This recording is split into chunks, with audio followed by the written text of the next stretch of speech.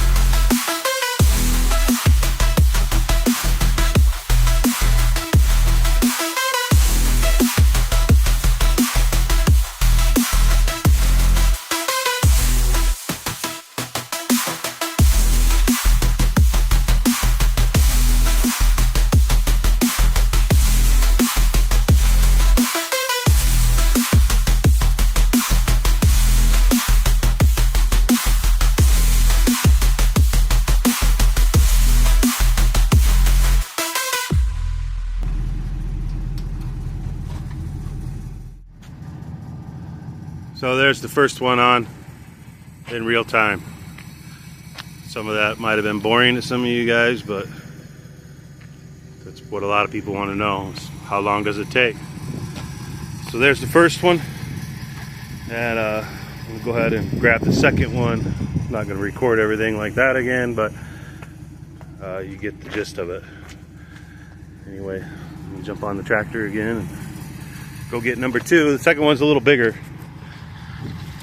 double axle, so it might take a little bit more work, but not much. Here we go, we got the second one going on. Got my cable hooked to it. It's not lining up, I gotta kick it over. I'll let you guys watch me struggle through this. Hang on.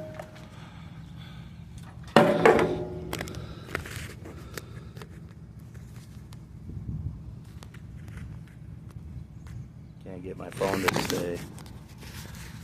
I have a stand coming. Anyway.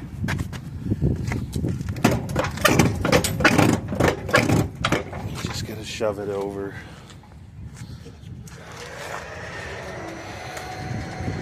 Kick the wheel. You can also move the center ramp. Bingo.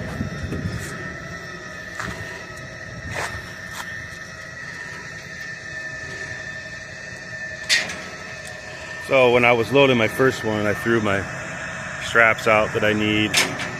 My ball tower's on the other side. Basically just got everything ready. So this one I can watch go up and make sure the ramps line up on both sides, which they don't. This side's pretty good, but I need to move the other side.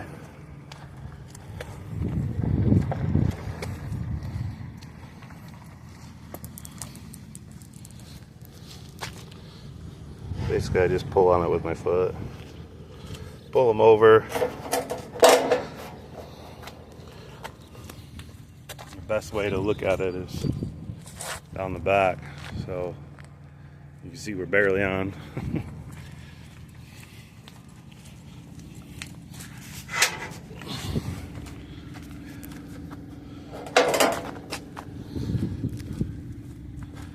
Here we go. That one's good. This one's good. I'm using my wired remote today. I forgot my 9-volt battery was dead, so I'm gonna have to go to Walmart and get one anyway. I also realized the headlight on my truck is out, so if it ain't something, it's something. So we'll go to Walmart after this, get a headlight, 9-volt battery, a few supplies for tomorrow, food-wise, what have you, drinks.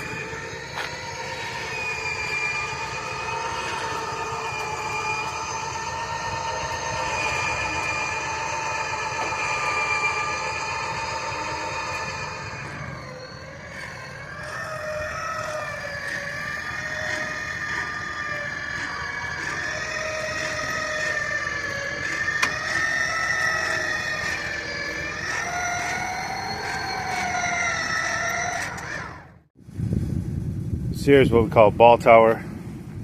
This goes on your center rail. It gets 2 pins in it,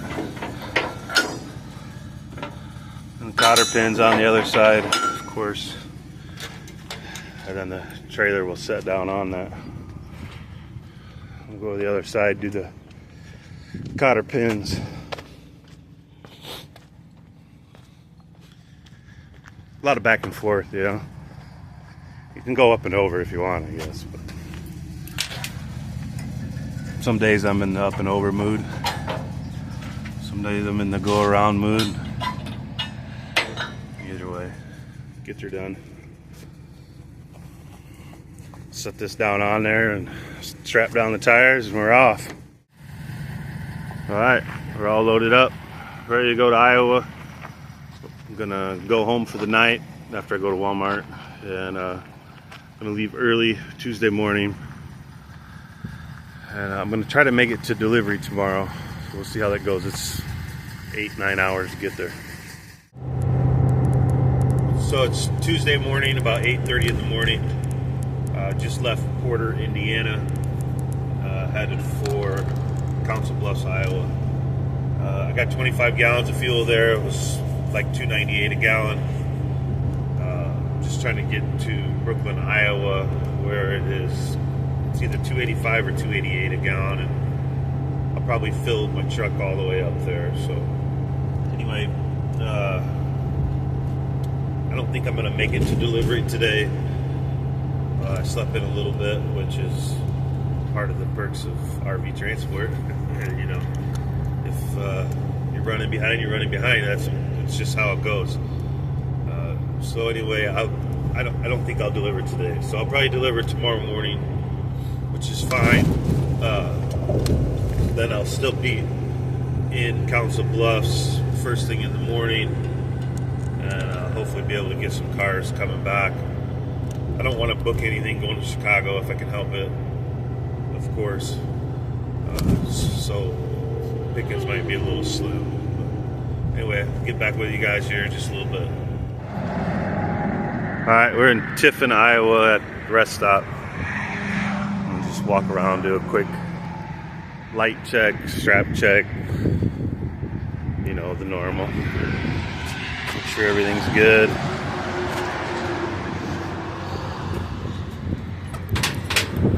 See that? Loose.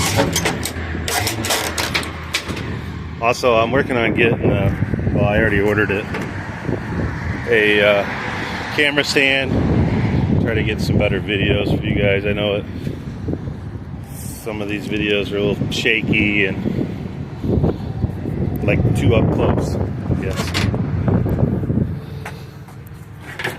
See that?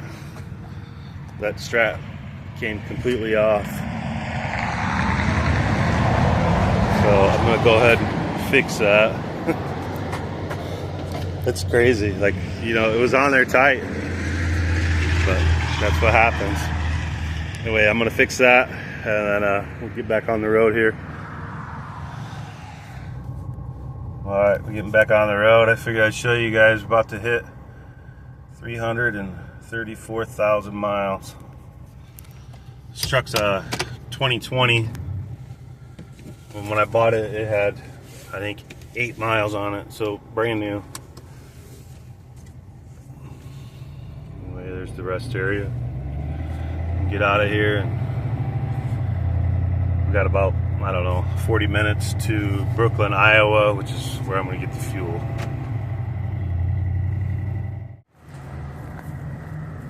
Alright guys, it's day 2, Wednesday morning.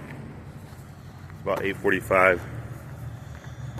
I'm in Council Bluffs, Iowa, right next to the dealer. Well, the dealer's maybe 5 minutes down the road, so just went in and grabbed a couple of drinks, and got to get ready to go here. I'm gonna walk around, check everything, make sure we're good to go. I never really showed it in my truck, but my bag and stuff is usually over there. There's my dirty sleeping quarters. Anyway.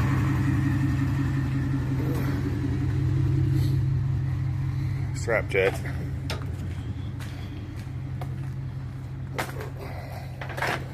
Also, I'm looking just to make sure there's nothing crazy going on with the campers before I pull up to deliver them, you know. I don't want to get there and, oh, what's this? I don't know.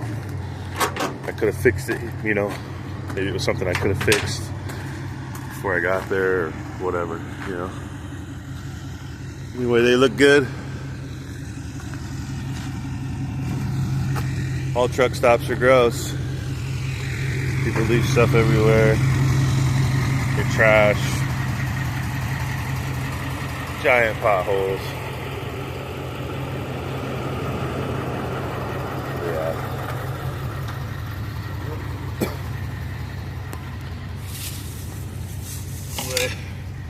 gonna get the shades down and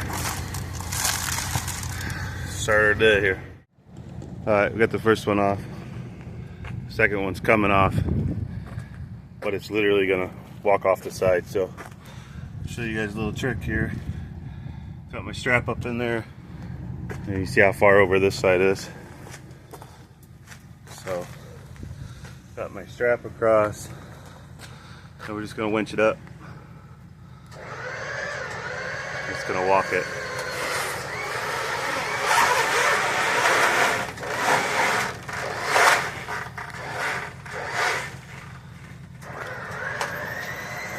Now we're good to go.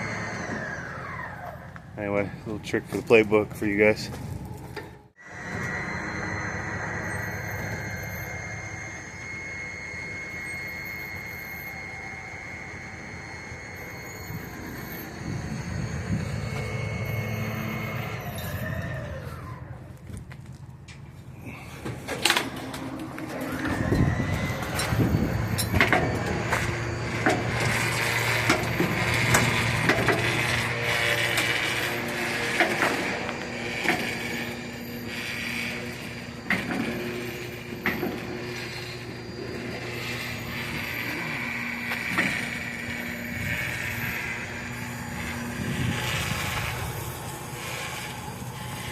There we go, second one off.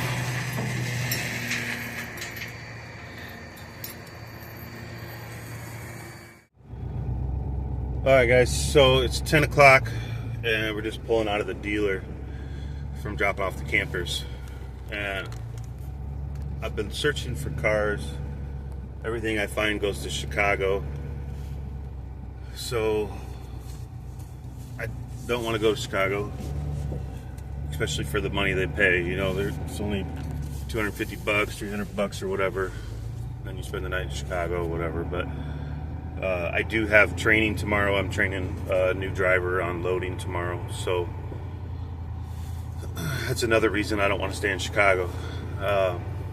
And then also, so that's Thursday I'm going to train, and then Friday I'm going to do shuttling for the end of the month.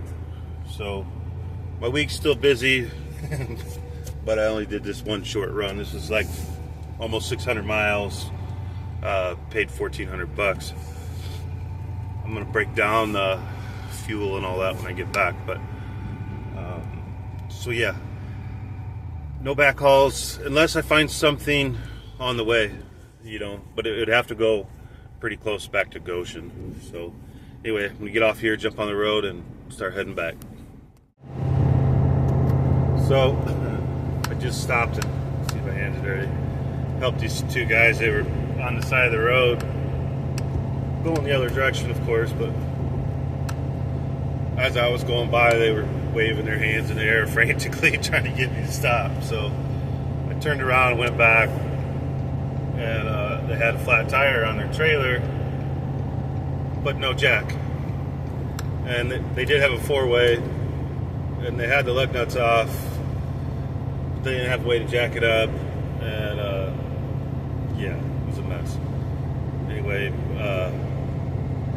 so I got my jack out, got the impact out, and jacked it up, put the tire on. Of course, the cop pulls up, so I talked to him, you know, just kind of distract the cop while the guy's finished. But even their studs on their wheel was all stripped too, and so luckily I had the impact, or else they would have never got the lug nuts back on. And they didn't speak much English, a little bit, but I was trying to tell them, like, you need to go and get new studs, or you know, this wheel's not going to stay on there very long. So they were trying to tell me that that's where they were going, but I don't know. I helped. That's all I could do. Anyway, the cop was nice about it. Didn't ask anybody for any information, nothing like that, so that was cool. But anyway, trying to get to the I-80, world's largest truck stop, get some food. Hoping I'm like maybe an hour from that, and head home. No cars, can't find anything, so you know, like I said, everything goes to Chicago. So anyway, get off here. Maybe I'll record a little at the truck stop.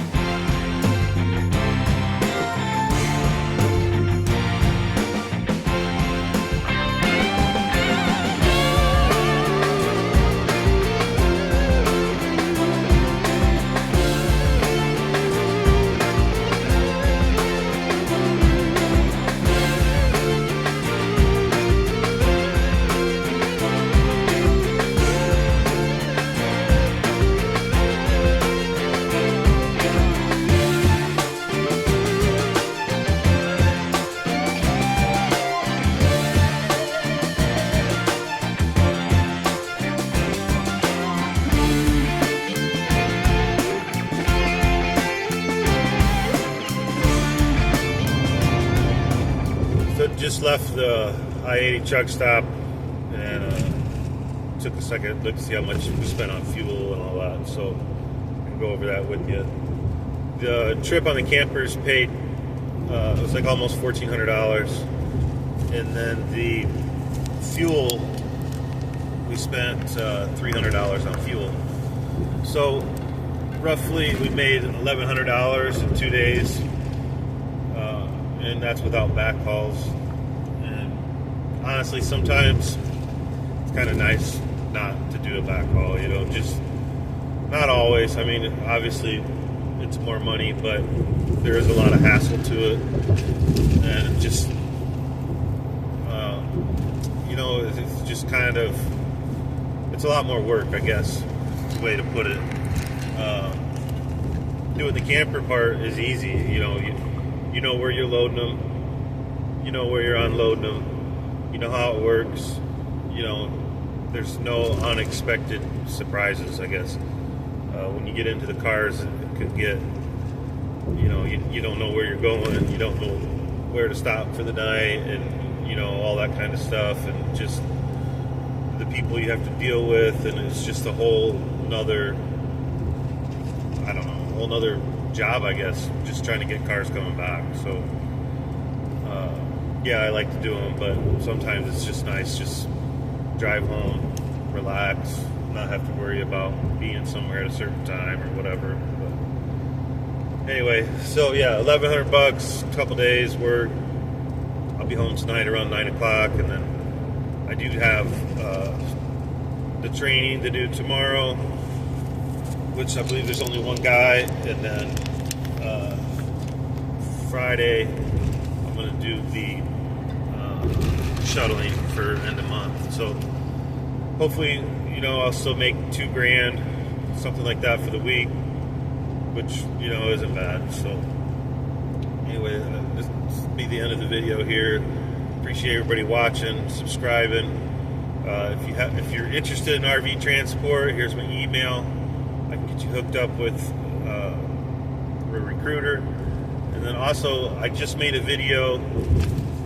So it was a video just before this one, and it was all the things you need to start RV transport. So if you're thinking about it and you want to know, you know, what kind of tools you need, that kind of stuff, check out that video. And again, thanks for watching.